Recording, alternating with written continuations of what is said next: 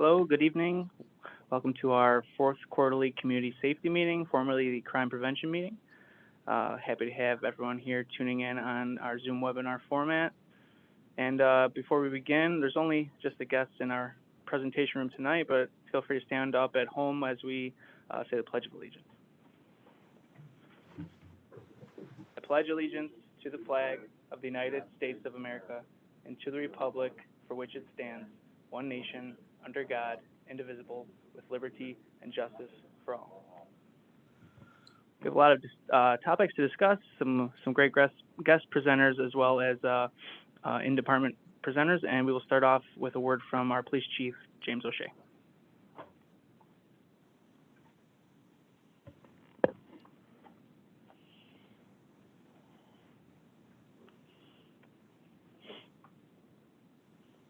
Good evening, everyone, and welcome to our fourth quarter community safety meeting.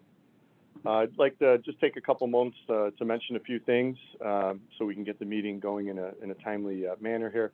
First of all, Halloween's coming, and the village on its website has a lot of great safety tips for you for those that are going to participate in any type of Halloween activities this year.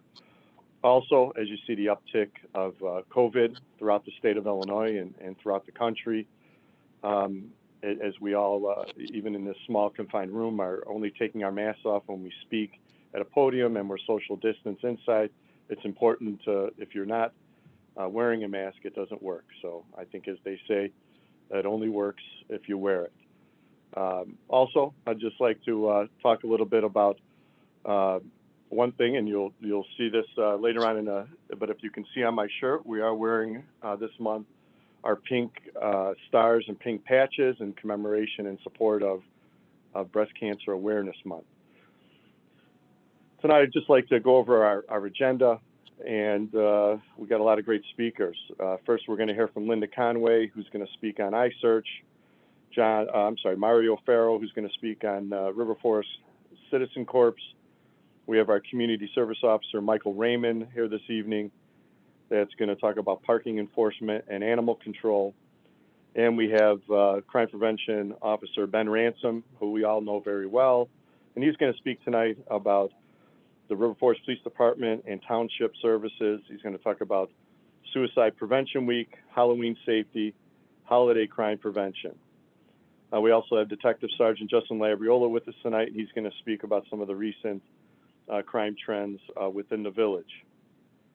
And Patrol Commander James Greenwood is here tonight. He's going to talk a little bit about the training that the officers do and a little bit of update on training that we've been doing recently. And as always, we're here to take your questions at the end, and we don't leave until you guys are done with your questions or have run out of questions. So as of right now, I'll have Officer Ransom come back up and introduce our first speaker.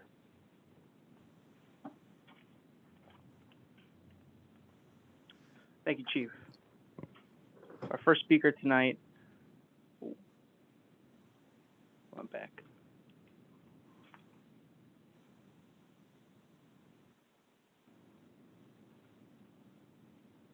Okay, our first speaker tonight is going to be Linda Conway with the iSearch program. She is the director of the program and the coordinator. And Linda is tuning in from home. And Linda, can you hear us? Yes, I can. All right, take it away. All right, thank you, Ben. Well, good evening, everyone. I'm delighted to join you this evening as we consider crime prevention, in particular, what we are doing in the iSearch safety program from the police department. So I'm going to go through a few things in a few minutes, speaking with you about what is iSearch and what we're doing. So what is iSearch? It is a personal safety and crime prevention curriculum available from the police department, taught by police officers for elementary age students, so students in grades K through 8 in the public and private schools of River Forest. This safety curriculum has been taught in River Forest since 1990. Ben, you haven't been with us that long, but someone else like me has. And a number of your officers have participated as instructors in this program. Why are we doing this, or how did it come about? The purpose of iSearch, its goals, and how it was created. So the goals of iSearch are the following. We want to bring officers into the classroom. We want to identify police officers as partners in safety, and that students will identify them as trusted adults. We want to teach children safe plans, practice with them safety decisions that will help them protect themselves, to protect their property, maybe to act on behalf of family members or classmates. We hope to enhance a child's sense of safety and well-being in our community. We hope to engage and inform parents of our safety content so that they can reinforce our safety messages. And overall, we hope to create a safer community. We collaborate with schools, principals, teachers, parents, and other partner agencies and services that work with youth. So a lot is intended by this program, and a lot of this happens because of iSearch. How did iSearch get started, or why do we have it? It is an outgrowth from a mandate that was passed in the state of Illinois back in the 80s. There were some celebrated and serious child safety incidents in the state of Illinois. Some of you old enough might remember one of them was 1983, Jeannie Nicarico from Naperville, a 10-year-old girl who was abducted, raped, and then killed. And after that incident, some others in the states, the legislature mandated that schools bring officers in for teaching and to teach about safety. And our community responded to that mandate by creating this curriculum. And that's how we got going. But in the very beginning, it was intended to focus on teaching safety related to child abduction. But our curriculum has expanded greatly over the years and includes many other topics of safety. And that's what I'm going to get into now. What are we doing and how we do it? So the curriculum presently, it has two parts to it. The beginning months, we teach in the schools something called safety assemblies. These are done in connection with our fire department and with a dispatcher from our 911 dispatch service center. We go into all the schools and cover a variety of topics by grade level. And they include everyday safety decisions like basic safety, like, what's the safest decision you make when you get into a car? What's the safest thing that you do when you ride on bicycles? How are we safe on buses or around school buses? How are we safe at railroad crossings? We have them in River Forest. What do we need to know about them? What's the safest way to cross the street? So everyday safety decisions, and then we consider and practice with children the not everyday safety decisions, but that could happen to them. Like, what if they should be in a fire? What if they should find a gun? Things that don't happen every day, but could happen. And the safety decisions made with those problems are critical. So we practice and inform and teach about those areas of safety too, even though they don't happen very often. We need to have a good plan and teach children the best things to do if they're ever confronted with any of these problems.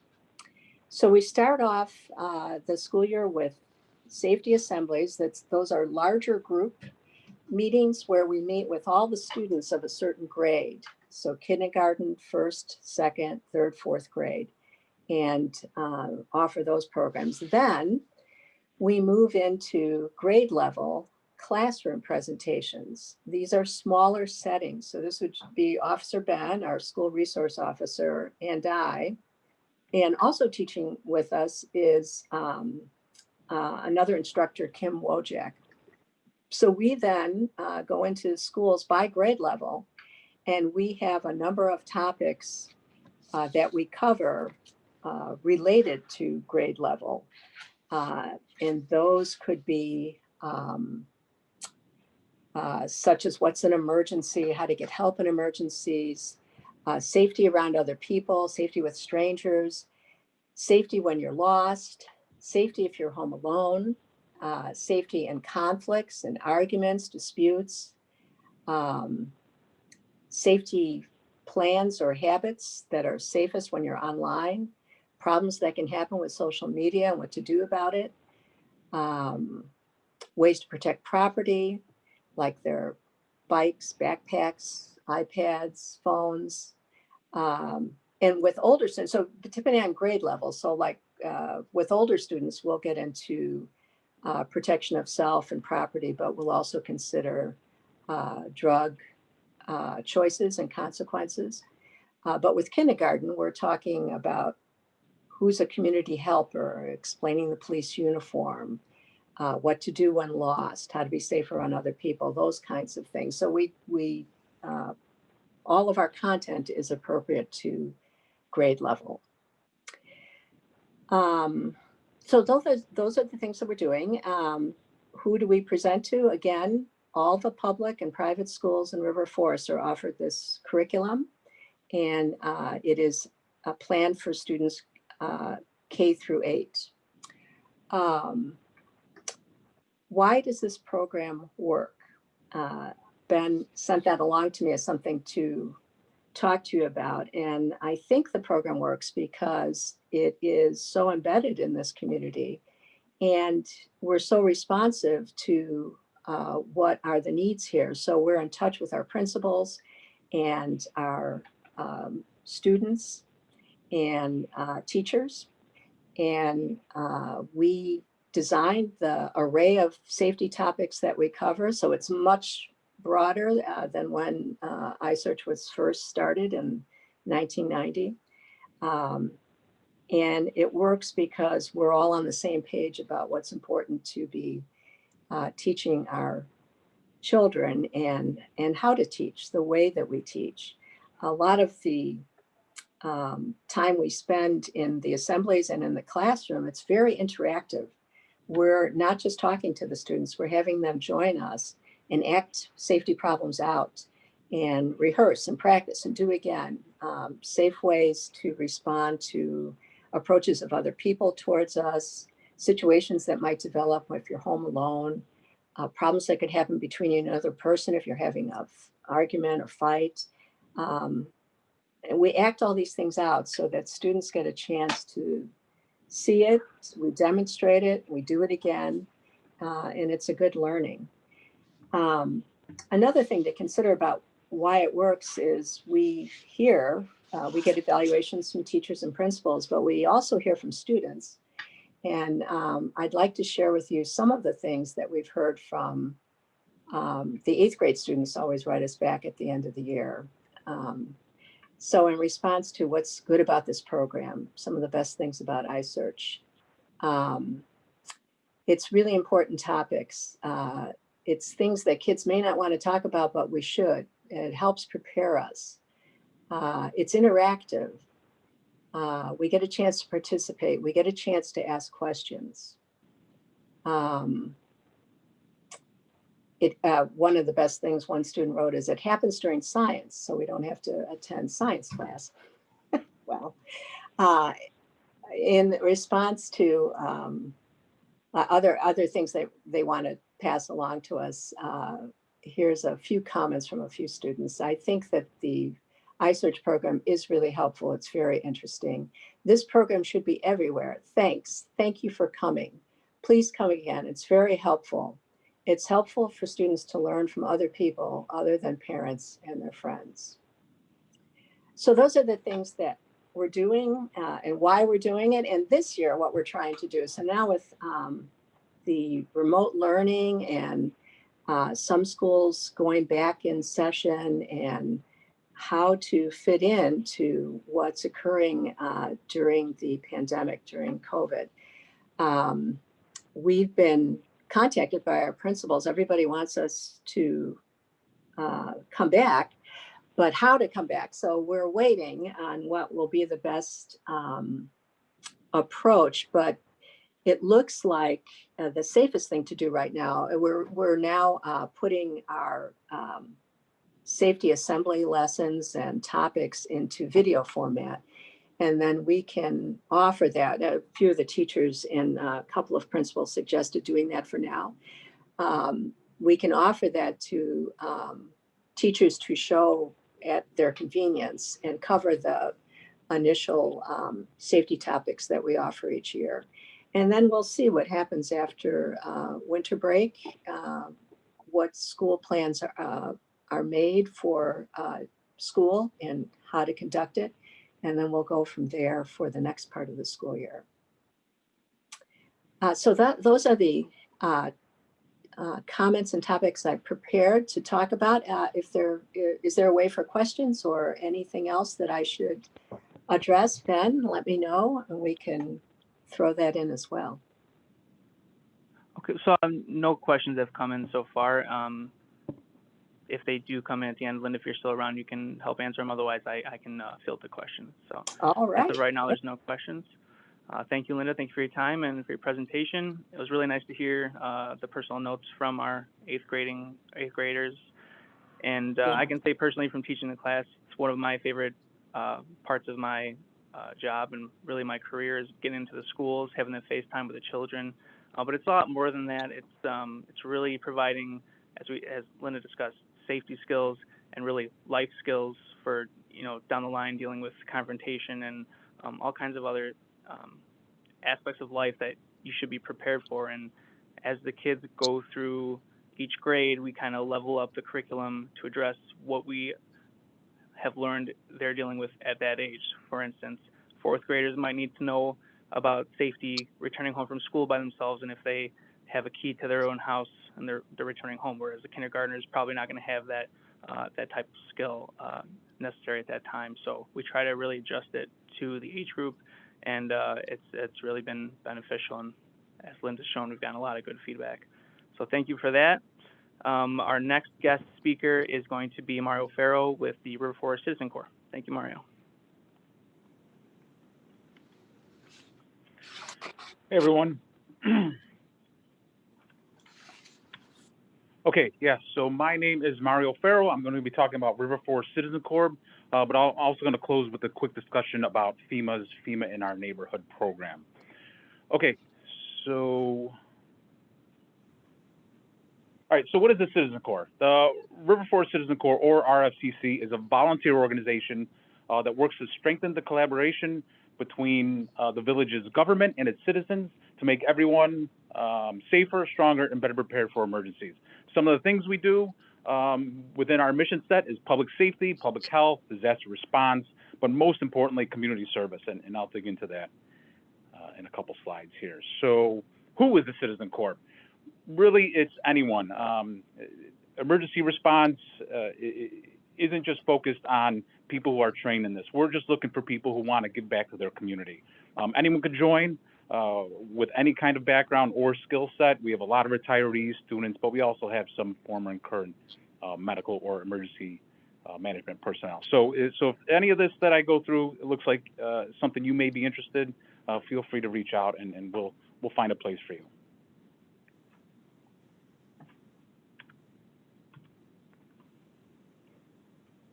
All right, let me get to the next slide here. Okay, so the RFCC is comprised of two groups, the TRIPCOM MRC, which stands for the Triple Community Medical Reserve Corps, and the CERT, or the Community Emergency Response Team. The MRC is made up of medical and non-medical personnel from River Forest, Forest Park, and Elmo Park, and our primary responsibility is to respond to public health emergencies. The CERT, on the other hand, is more focused on general disaster response, so flooding, tornadoes, and that sort of thing. But really, if you were to join our group or interested in this, there's really no delineation between the two groups. We're just a group of people who want to help out where we can. So if you're part of one group, we always help out each other. Okay, I skipped through a couple. All right. Oh, here's a closer look at the TRIPCOM MRC. So some of the things that we most often take part in is staffing first aid services for community events and offering first aid training. We haven't been able to do that for the past better part of a year or so because of the quarantine, but I'll kind of dig into that in a couple more slides here. But one of the main things we do is staff a pod, which is the point of dispensing. So that's really relevant to today because in the event of a widespread pandemic, the pod is the mechanism by which medicines will be distributed to the public on a widespread scale. That has a lot of meaning now during the COVID-19 pandemic, and I'm going to break this down pretty soon here. But let me first talk about the CERT. The CERT, is, like I said, is more for general disasters. When the RFCC was stood up back in 2007 or 2008, it was in the wake of some major flooding here in the village. A lot of folks got together to help out with sandbagging and that sort of thing. So that's what the CERT's for. Since then, I don't think there's been a need for direct disaster response from the group, but we are there just in case it does happen. There's a few flooding close calls, but thankfully nothing took place. So, and this is important here. So what do we really do? Because the reality is outside the COVID-19 pandemic, there aren't that many major disasters that take place throughout the area. So rather than everyone just sitting at home, being on standby, we try and get involved with a number of community events. So anywhere where we could find a place where we could volunteer and engage, that's where we take part in. The slides was reformatted here, so it was a little messed up. But things like the Memorial Day Parade or Lemonade, we help with traffic control, and we provide first aid services for in case anyone gets hurt or that sort of thing. We also try and provide training when we can. So usually it's first aid or some kind of CPR, that sort of thing. Again, we haven't done that in a while, but we are talking about trying to get one set up even during the quarantine. So this is a look at what you could do to help. You could join, of course, if you're interested, or you could volunteer on a one-off basis. If you're part of another community group, we're always looking for ways to collaborate, to reach out. You could also donate. The RFCC is a 501c3 tax-exempt nonprofit, so any money you give to us, you could write off. We don't need that much, but anything helps. Or if this all sounds great to you and you're looking to help lead the organization, we do need more help there as well. All right, so what about COVID-19? So really, this is what the MRC was made for, to help with the distribution of vaccines on a widespread scale. There are a lot of unknowns. No one really knows how this is going to shake out in the end, but we're approaching it as if the county will eventually activate the pod and use the MRC to staff it to distribute vaccines to the greater community area. Now, I don't know how that sounds to you. You may not be interested in getting close to that many people who could be sick, but there is a takeaway for you. So people who volunteer, you're going to have first access to the vaccine. That is not only just for you, but also for your closest friends and family, because they understand that you can't volunteer if you have to worry about your own or other people's safety. Now, no one knows that the vaccine, if and when there's a vaccine, if it'll be widely available, it'll be hard to come by, a lot of unknowns here, but as of right now, that's how we're approaching it. So that's going to wrap up the RCC portion here, but Officer Ransom was generous enough to give me a few minutes to talk about the FEMA in Our Neighborhood program. I'm a FEMA employee, so with this program, they're trying to leverage employees like myself to help promote preparedness actions throughout their local community. So FEMA has all sorts of plans available for the public, things like cybersecurity, pandemics, flooding, how to build an emergency kit, and that's all available to you, but I'm going to briefly talk about making a plan. So the context here is if a disaster does take place, you may not be with your loved ones, and you'll have to know how to reconnect or contact one another. So they have 4 steps here, which I'm just going to breeze through. Step 1 is put a plan together by asking questions such as, how are you going to know about the disaster? How are you going to get your emergency alerts? What are your shelter plan, evacuation route, or how is your family and household going to communicate with each other, which is very important and really its own talk on its own. Step 2, consider specific needs of your household. People of different ages have different needs, dietary needs, medical needs, any cultural or religious considerations that all need to be thought about ahead of time. Step 3, fill out an emergency family plan. That's available online. It's a step-by-step form that you can walk through, helps you think about all the things you need to make sure you've had prepared before disaster. And then step 4, practice. You can't be going through your emergency plan the first time when there's a disaster, so you have to think about it. Now, like I said, all this information is available online at www.ready.gov. Normally, if this was in person, I'd have a stack of hard copies of all this stuff that you could take, but instead of that, you could reach out to me, and I'll try and hand out what information you're interested in on a one-on-one basis. So I'm just going to close out here. How you can contact us. You could reach out via email at rfcitizencorps@gmail.com, or you could call me at 312-550-6600. And at the bottom there, you can see ready.gov, where you can find those FEMA plans. I just want to add one thing on. So I'm just a volunteer. I'm in school, work, family, all that stuff, so I get busy. Sometimes I'm late with responses, or sometimes even things fall through the cracks and I don't get back to them. So, reach out to me again, give me a kick in the butt. But I also want to say that, just so everyone knows, if you're interested in this, you're just a volunteer. We understand everyone's busy. Everyone has their own things going on. You can't volunteer. This isn't a full-time commitment.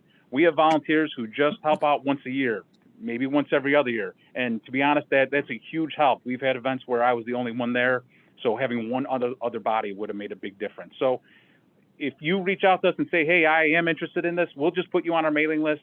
You'll know when there's events come around, when we need help. You can ignore us if you're not into it, and just look for the next email for maybe when you are interested. So not a big commitment here. This is just a way for you to get involved if you want to. But I think we're going to hold questions to the end. But thanks for listening, everyone. Have a great night.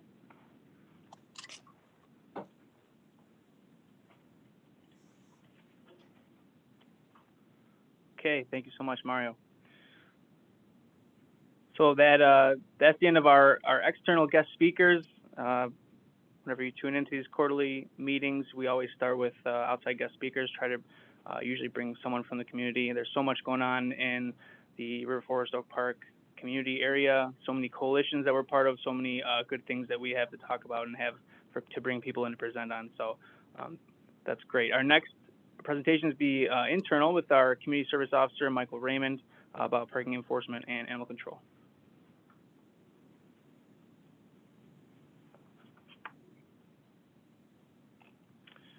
All right, good evening, everybody. As Ben said, I am Community Service Officer Michael Raymond. I am currently with the River Forest Police Department for just a few months shy of 2 years.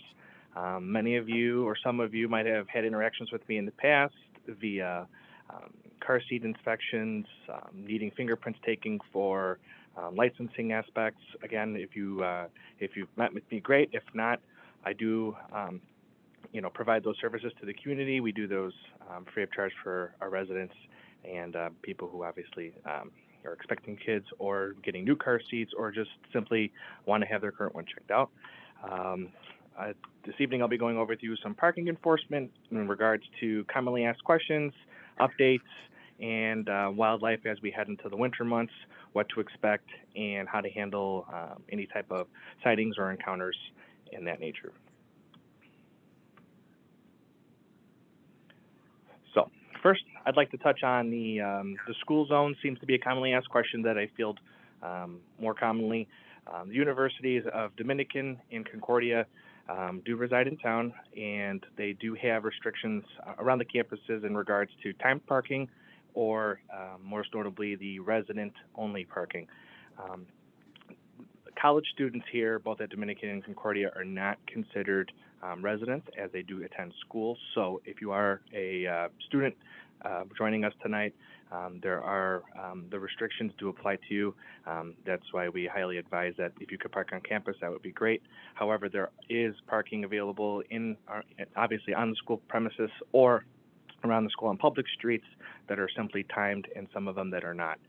Most notably, the update nearest Dominican is that Park Avenue, the 12 and 1300 block, used to be a 2-hour timed parking zone that has now been lifted, and there is no time restriction on there. So again, please feel free to to park there.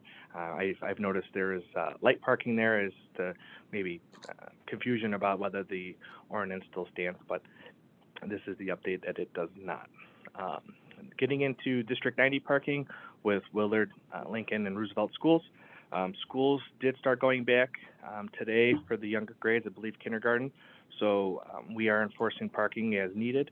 We do enforce all one-way streets. We are going to be enforcing double parking. It seems to be a common theme around the schools when picking up or dropping off.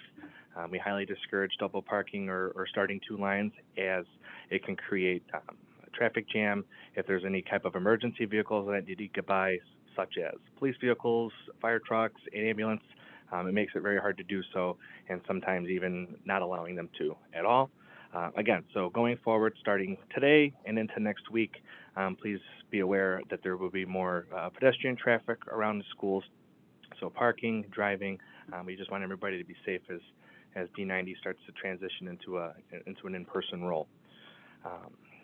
Overnight parking seems to be another common aspect that we deal with. That is from no parking on any village street from 2 a.m. to 6 a.m. That is Village Ordinance 9-2-9, if anybody's interested in looking that up online via vrf.us. We do allow vehicles, whether they're resident vehicles or guest vehicles, 3 overnight parking passes per month. The way we can go about making sure that you don't receive any type of violation is that you have to call in and get permission. There's a couple ways we can do that. You can call the River Forest non-emergency number and ask for permission to our dispatch center. They do offer, to help you out with that. You can call the police department directly and speak to somebody in records who will be able to help fill the request. You can come in online, in person, and request any type of overnight parking for a guest or even yourself if there's a reason why you can't park on any private property. And what we've done recently, we've transitioned to an online model as well, which will allow you from home to request overnight parking. If you go to our village website, vrf.us, and you simply search in the top right corner overnight parking, there will be a prompt to through our request portal, which allows you to input all your information, your name, your phone number, the address where the vehicle will be parked in front of, and obviously the vehicle information to avoid any type of citation. Again, so if you feel more comfortable doing it yourself online, that is available through Frontline, is the name of the website. And another common question that we often field is that, we weren't notified about overnight parking or any type of restrictions. The village does have 14 no parking signs in and around the village. Those are, to be made aware for anybody traveling in or obviously staying overnight, but visiting. And to the next one, we have the new commuter zone for the Green Line parking. So recently the village has updated parking down Central Avenue from Monroe up to Clinton, where we allow resident-only daily fee parking for the Green Line. This way, it alleviates having to park on any other village streets, having to walk a further distance, especially now as we go into the colder months. The closer we can get you to the Green Line is better. You would be able to pay through that spot through passport parking, such as any other commuter spots, such as like if you're going to ride the Metra closer to Keystone and Central. We did install new scooter parking zones. There's scooter parking now at Central and Thatcher for a few spots. And we also updated scooter parking for the Green Line as well. That's on Central, just east of Bonnie Bray. There are a few spots up there as well. So having a scooter, you'll get some privileged access to parking, and I believe there is a discounted rate as you are only riding a scooter. The other most important thing that has come up, again, I alluded to this earlier with the time parking, is that we have recently updated multiple parking zones throughout the village. Some 2-hour parking zones have now been changed to 4 hours. There has been zones that were timed before, but no longer timed now.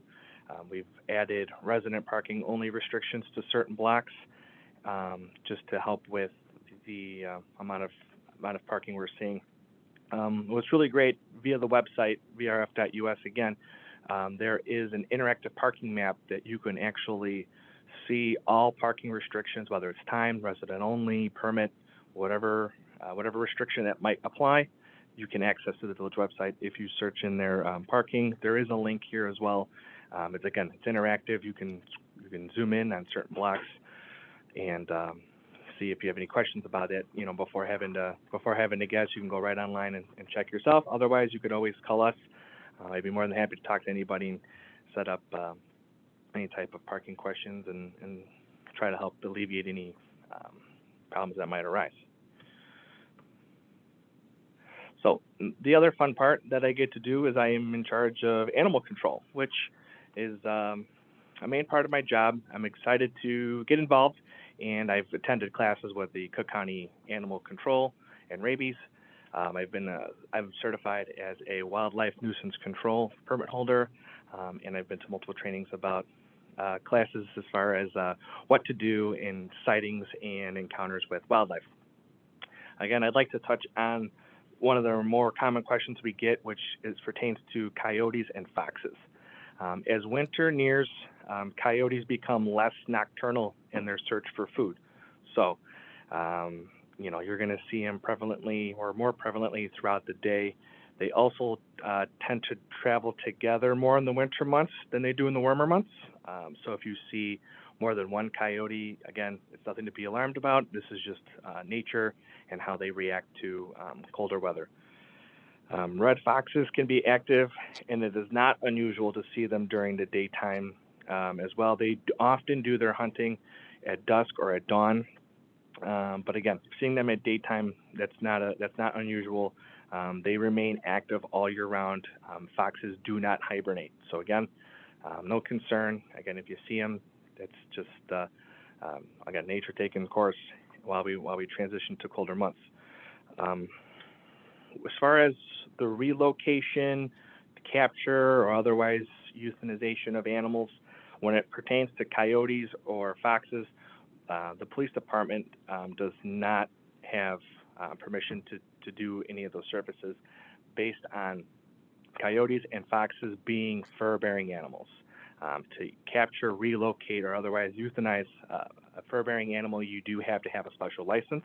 This is governed primarily through the Conservatory Police Department with the state of Illinois. If there is anybody who's seeking removal services, whether you have a coyote or fox problem, we highly recommend that you seek private services to do that. There are a few that we've seen in and around town who are available for hire, who are licensed and in compliance, and will be able to help you with whatever situation you might have in and around the home. Another service, speaking of in and around the home, Cook County Animal Control and Rabies, they have a service when it comes to bats. I had a bat call last year.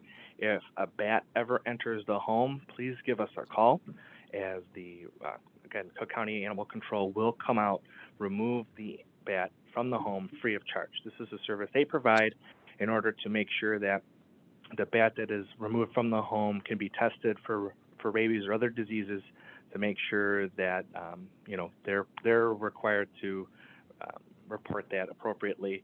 And again, making it free, we should be able to use those services, and again, try to keep everybody safe in the community, especially our pets who are more at risk while outside in the yard. Our biggest thing too that I've been asked a few times in the past is about self-removal of potential animals such as coyotes or foxes. Please, under no circumstances should residents take removal, capture, relocation, or anything like that into your own hands. There are some very stiff penalties associated with doing so. There's a $195 charge for the unlawful take of an animal.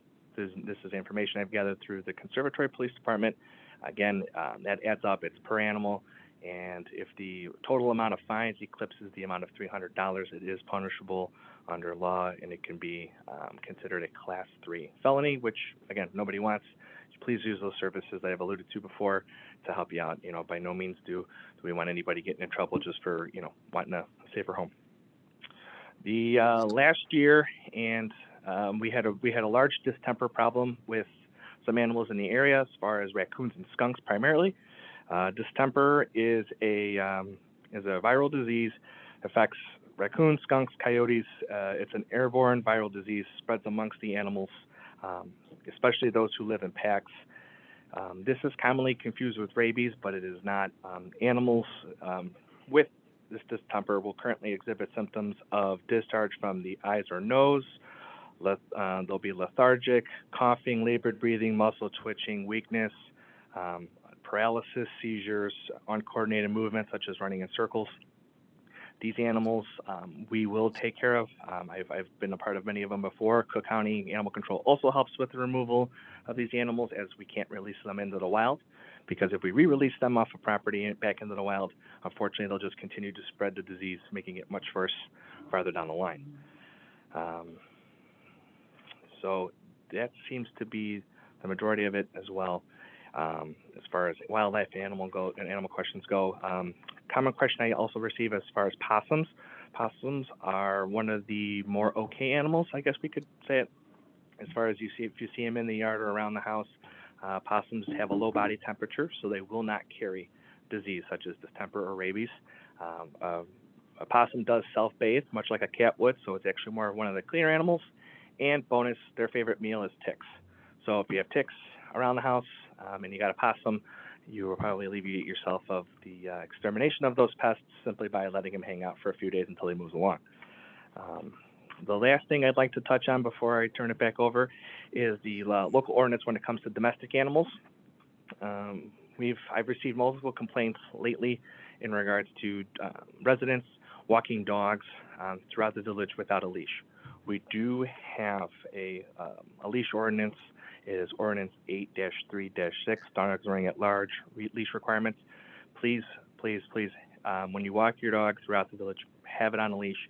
We've had multiple experiences lately with dogs encountering other dogs, unfortunately involving another person's domestic animal, such as a cat, and even dog to person.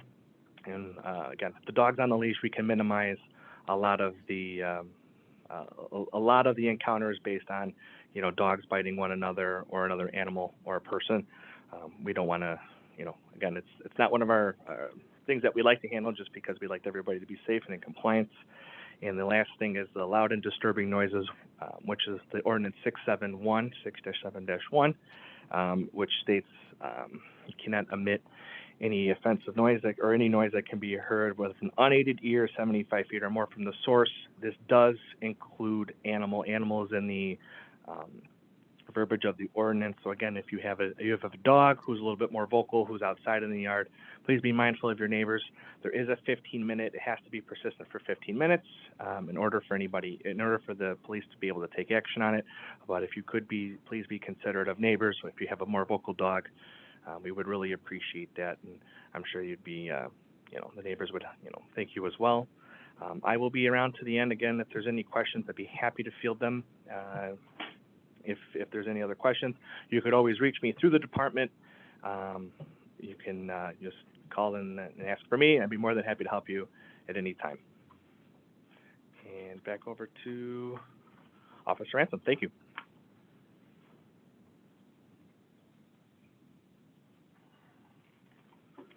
All right, thank you, Michael.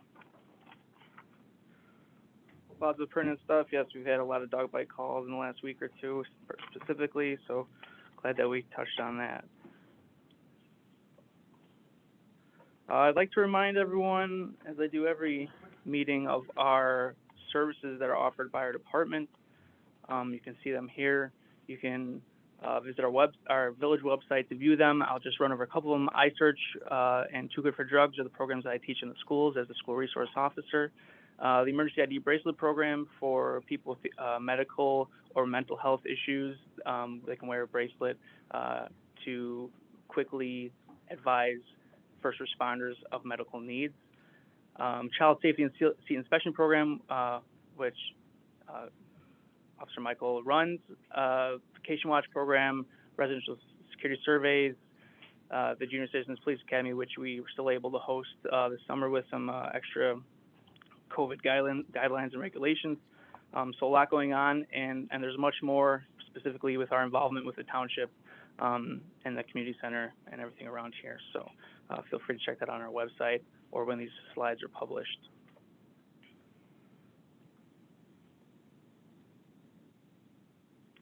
I'd like to touch on Suicide Prevention Week, which was in September from the 6th to the 12th.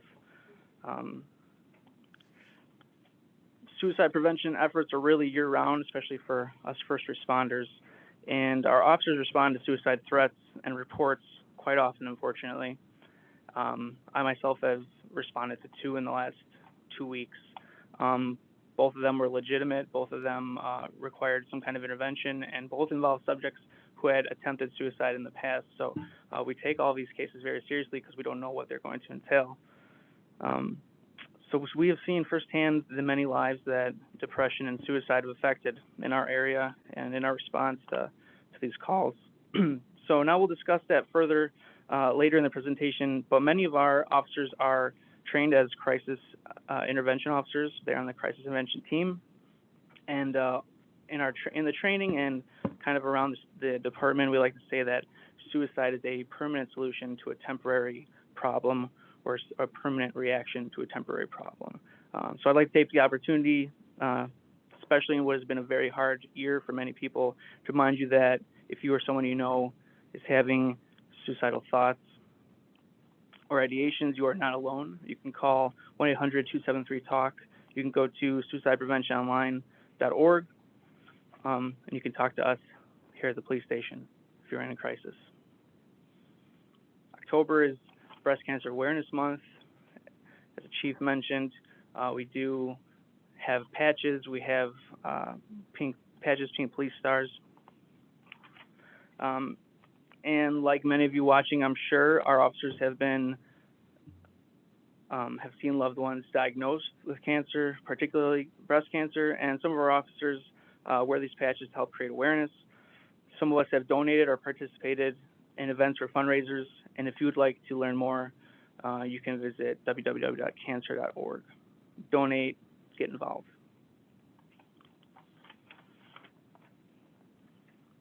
So trick-or-treating is on, as the chief mentioned, 10:31, 3 to 6 p.m. I did put some of the major guidelines up here. I'm going to grab a drink of water.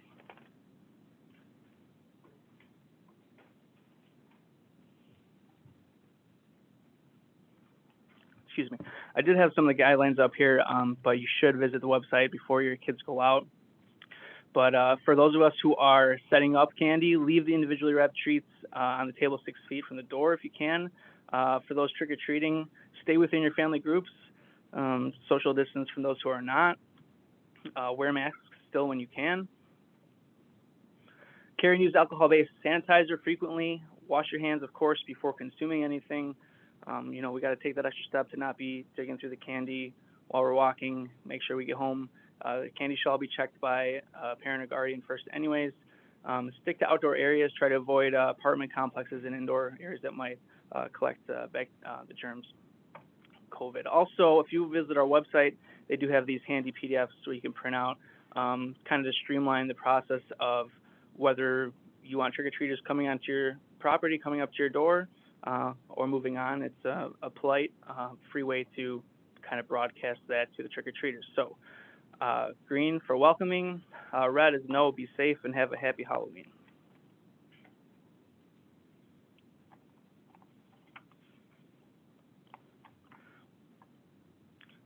National Prescription Take-Back Day is coming up. Studies show that in 2017, medical care providers wrote more than 191 million prescriptions for opioid pain medication. In 2017, more than 11 million people misused the prescriptions. And every day, more than 1,000 people are treated in emergency departments for misusing prescription opioids. So prescribed pills are arguably the most easily accessible type of addiction-causing drugs. It's common knowledge among our youth these days that before you need to contact a drug dealer, you can check the medicine cabinet. Whether it's your own family's, whether it's your grandma's, looking for the operation, the surgery, the sleep medication that was forgotten about that was no longer needed and just sitting in the cabinet waiting to be used illegally and improperly and abused. So that's a common thing, which is why the Positive Youth Development has taken the lead on National Prescription Take Back Day. So if you have leftover or expired medication, we don't want you to throw them out. We don't want you to flush them because those are not eco-friendly ways of disposing of them. But you can bring them to the Oak Park Township to dispose of them on October 24th between 10 a.m. and 1 p.m.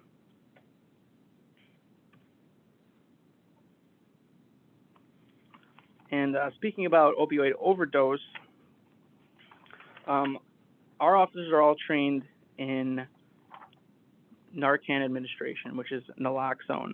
It's a drug that rapidly reverses an opioid overdose, and our officers have successfully used naloxone to bring back individuals experiencing overdose even before ambulances could arrive. A lot of times we're the first on scene. If we're able to judge that the person is experiencing overdose, we can administer Narcan right on the spot in those crucial moments.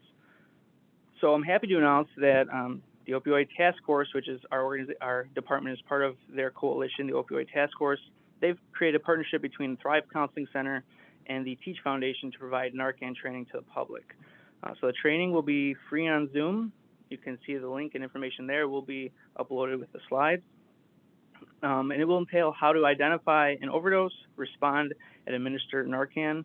And the best part is they will be providing free Narcan to attendees while supplies last. So you'll just have to follow up on how to pick up the supplies.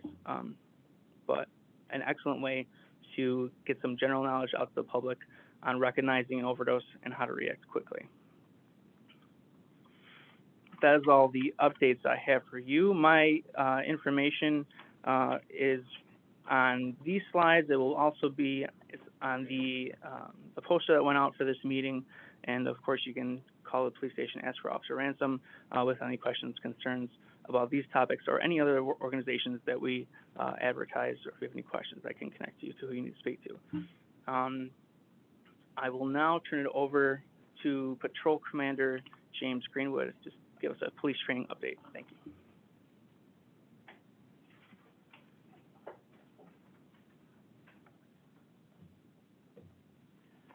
Good evening, everyone. During the past several months and past couple of years, we've been doing the quarterly meetings, and some of this information has been shared by myself or other members of the department. But just to give some updates on some of the training that we've done or that we have available to us. Again, this is some of the training that all of our officers, not some of the training, this is officers training that all officers at our department either have or are currently going through. Some of it has already been mentioned by Officer Ransom, was the crisis intervention team. We have members of the department that are trained as crisis intervention officers, elderly service officers, child passenger safety technicians. We already met with Community Service Officer Raymond earlier, who is one of our people that are trained in that area. We have several officers working all around the clock that are trained as child passenger safety technicians as well. So if you are looking for an adjustment to a seat that you have for a child, or you're a grandmother, grandfather, aunt, uncle, brother, cousin that are going to be responsible for transporting a child, please contact us. We're available to assist with making sure the seat's installed properly. Evidence technicians, officers that, as you see on TV and CSI, that collect the evidence relative to different crimes. Lead homicide investigator, we have several officers trained as mandated by the state, to perform duties relative to homicide investigations, and school resource officers. Some of the other training that we have in-house instructors for, which is great for flexibility with scheduling. We're able to do the training more robustly and on a more quick basis, where we don't have to wait for a training opportunity to come up. Some of that training includes rescue task force training and CPR instructor. We have several officers that are trained in Rescue Task Force and Rapid Deployment training. With that, some new equipment that was recently put together with the assistance of Officer Ransom, the Chief of Police, Jim O'Shea, and others, was some medical kits that are available with tourniquets and all kinds of treatment equipment for first aid in the case that we had either a large scale or mass casualty incident where officers would be able to help render aid on scene more quickly. There are other additional training opportunities that we have here that we have instructors involved with. As Officer Ransman mentioned, Narcan instructor. We have officers that are trained as Narcan instructors here at the police department so that we can train our officers to then administer naloxone on the street if necessary for people that are in opioid crisis. And again, I encourage you, if interested, to look into the training that Officer Ransom had discussed earlier.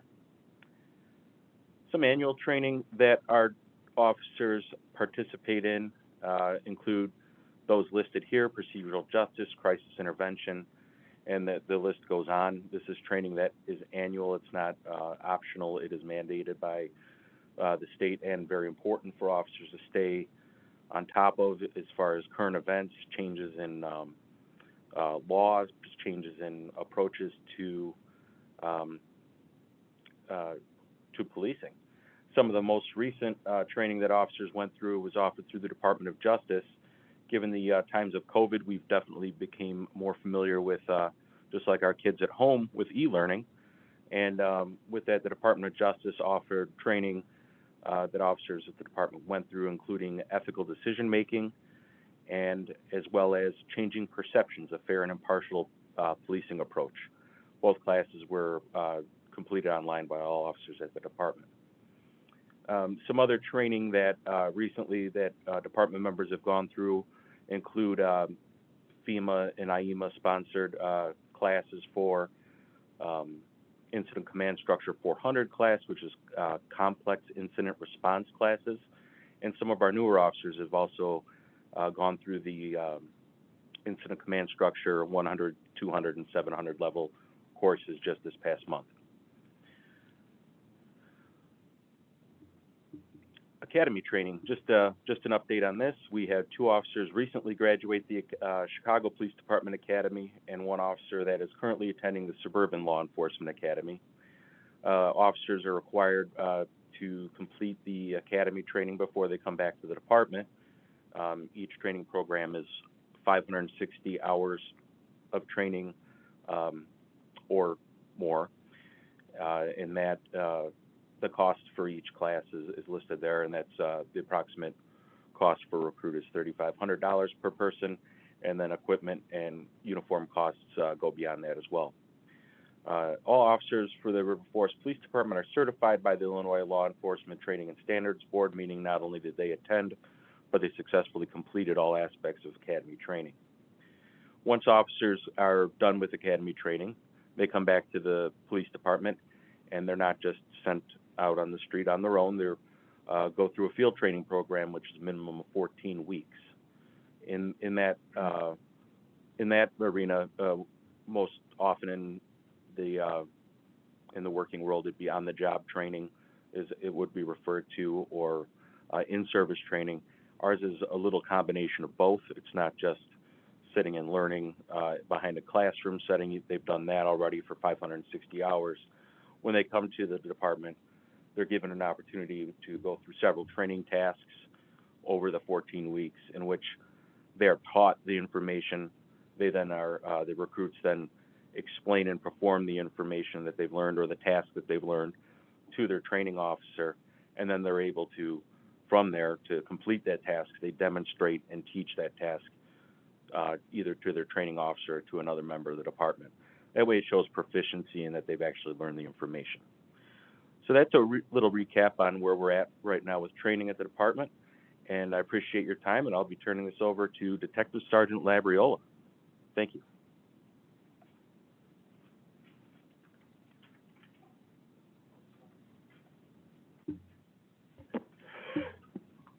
Good Good evening, everyone. I am actually just going to go over the September 2020 crime statistics.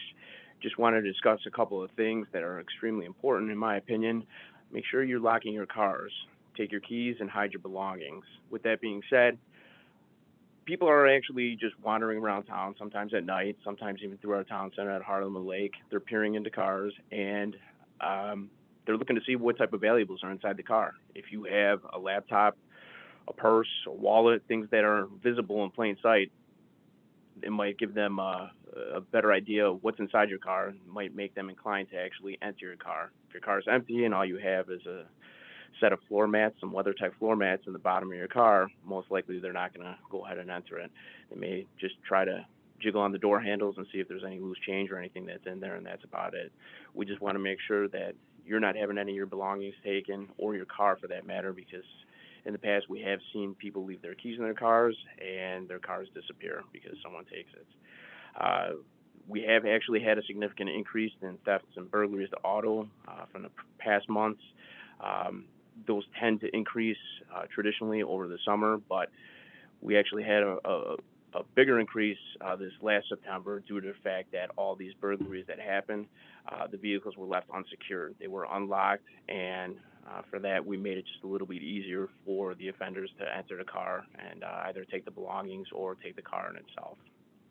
So again, lock it or lose it. If you see something, say something. Look out for your neighbors. If you have Ring cameras, things like that, stay vigilant. Pass any information that you have on to the department. We're here 24/7, so if you feel something is suspicious, don't hesitate to give us a call. Can you go on to the next slide, or do I have?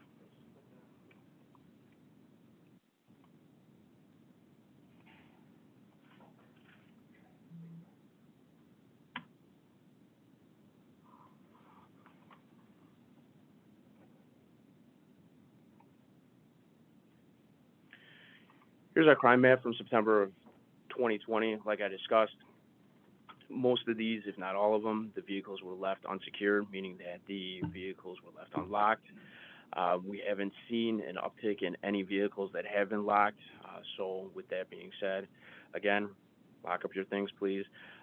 We're always here to assist. So I understand sometimes it's a late night, you get home, you forget to lock your car. Sometimes those things happen, but just try to remember to lock your cars.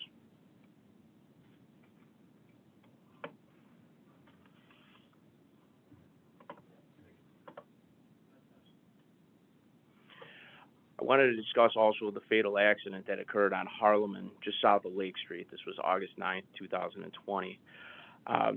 This accident occurred. The vehicles were both traveling southbound on Harlem at rates of speed that were determined to be over 90 miles an hour when they crossed Lake Street. The vehicle that we're looking at in the picture right now hit the side of the Starbucks at impact at about 66 miles an hour. Contrary to some of the opinion, there was not another vehicle that struck this vehicle, which caused it to go off the road. The investigation revealed that the two cars were involved. The occupants were involved in an altercation in Elmwood Park, and from Elmwood Park in the 2100 block of Harlem, were racing at a high rapid speed down Harlem until one vehicle lost control and struck the Starbucks building. Unfortunately, 4 individuals in that vehicle that we're looking at, they died on the scene. The other vehicle took off. Fortunately, investigators, including myself, were able to apprehend the vehicle and the driver of that other car who was responsible for driving 90 miles an hour on Harlem. So again, be safe. This was something that could have been prevented. I can't get into too many specifics about any alcohol or drug use. The case it's closed. However, it's still pending trial, or it's still going through the court proceedings, so I'm not going to comment much more on this accident except for speeds played a definite contributory factor in the loss of 4 lives in this accident. So be careful. This goes to a lot of parents where your young ones are out and about. Please discuss that with them, and be careful when you are driving. You always have the opportunity to call 911 if you need assistance. If you see something like this out on the road, please contact us. This was dangerous. Fortunately, there weren't any pedestrians that were on the sidewalk. But again, 4 young lives were lost in this accident that could have easily been prevented. I guess right now I'm going to open up the floor to Chief O'Shea. He's going to have some closing comments.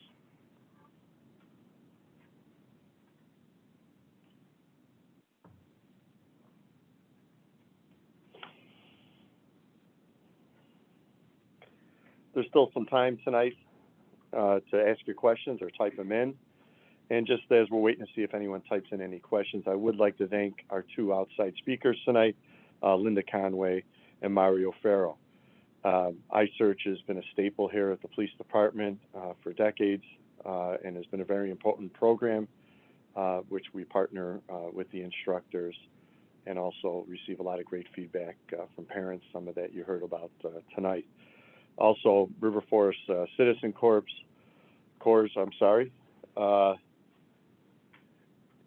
you know, if you look back to the floods, the several 100-year floods that we had here in town, we couldn't have made it through really a professional response without the CERT team and Citizen Corps. Since they were initiated a number of years ago, have been nothing but help. Memorial Day Parade, our trip crom distribution setup, which could be activated anytime if they ever develop a vaccine for COVID. Also, I think it was good tonight. We've had some requests before that, you know, let's have our community service officer, our parking enforcement officer get up, talk a little bit about the parking regulations in town and animal control. We are River Forest. We're next to the forest preserves, and we're lucky enough to have all the beautiful animals, as CSO Raymond mentioned this evening.